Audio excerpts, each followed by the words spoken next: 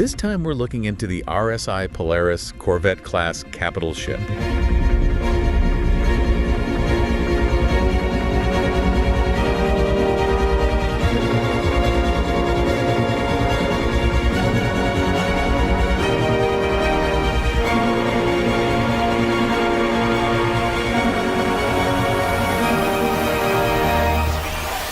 So just to get into some of the specs that we have, we know that the Polaris is 166 meters in length, 82 meter beam, and 35 meters in height. So big ship, and it requires a minimum crew of 6 and can accommodate up to 14.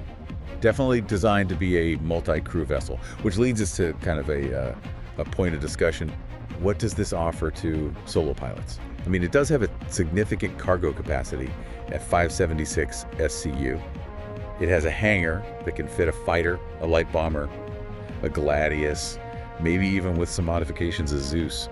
And then it also has a Tier 2 medical bay on board, so a lot of different things you can use the Polaris for. Definitely more than just combat.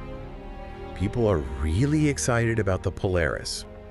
Using it for Xeno threat, doing those high-value ERT bounties, organized battles, even using it as a mobile base of operations for doing things like long-duration mining expedition. Some people are even saying, hey, maybe I can use this as a mobile salvage platform. Bring a Vulture with me. Lots of different ideas. I even saw somebody saying, hey, maybe we can just like run fight clubs in the hangar. Just for fun, like rent it out. And then of course some people saying, hey, can I just like use this to do box delivery missions? A lot of creativity going on, but that's what everybody likes to see in the community. But I think a recurring theme that we see is solo players asking the question, can I actually own and operate this thing effectively? Is that a viable option for me? Because it really is, from what we can tell so far, designed to be run by a full crew. How are you going to man all those turrets? How are you going to manage the systems? How are you going to respond to threats? It does seem like a very daunting task for a single individual. And so I think that's something that we have to really look at. And I think solo players in the community are right to be concerned about that. And then there's the cost. I mean, how much is this going to cost to operate solo? They're going to take a lot to repair if you get into any kind of engagement. And then there's the question of, will we be able to hire NPC crew? And if so, how much is that going to cost? Because we know that NPC crew salaries can add up. And then of course you have to think about, if you're out there solo, you're in this big ship and you come across some pirates or some other players that decide they want to take advantage of you.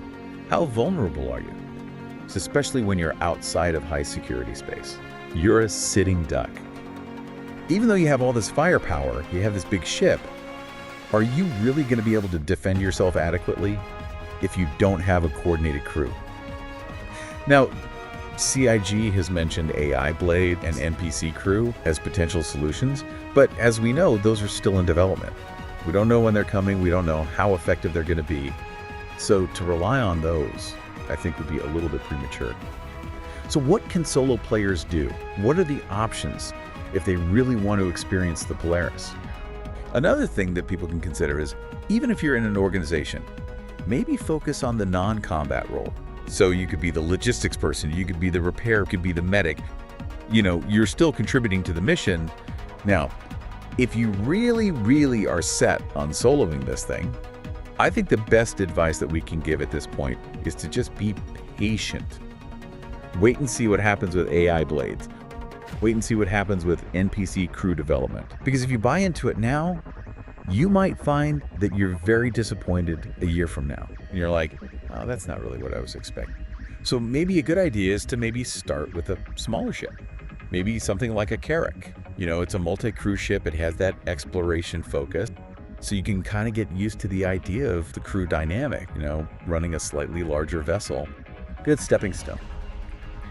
So as we're wrapping up our deep dive into the Polaris, I think it's clear that this is a big step for StarCitizen.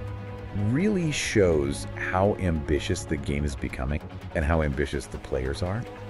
But I think for solo pilots, you really do have to look at this with a critical eye. It is a very demanding ship, and it is designed for groups. And I think if you are going to try to solo this, you have to really be aware of its limitations. You have to be aware that some of the solutions that CIG is talking about, like AI blades and NPC crew, are not here yet. So you have to look at it and say, okay, right now, as it stands, how am I going to fly this? How am I going to manage the systems?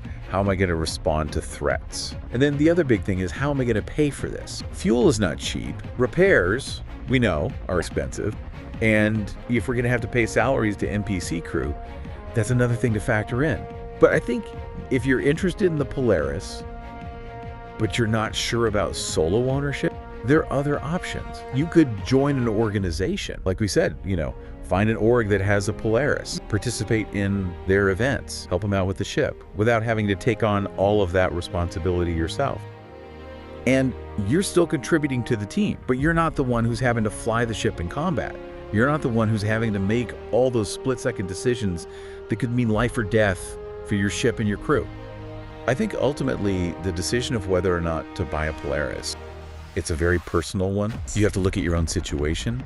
You have to look at your own resources. You have to look at your own goals and say, is this the right ship for me? It is an exciting ship, and it's definitely going to change the landscape of StarCitizen. So I think that wraps up our deep dive into the Polaris. Hopefully you found this informative. Hopefully you found this helpful in making your own decision. We'll keep an eye on the Polaris as it develops. And until next time, fly safe.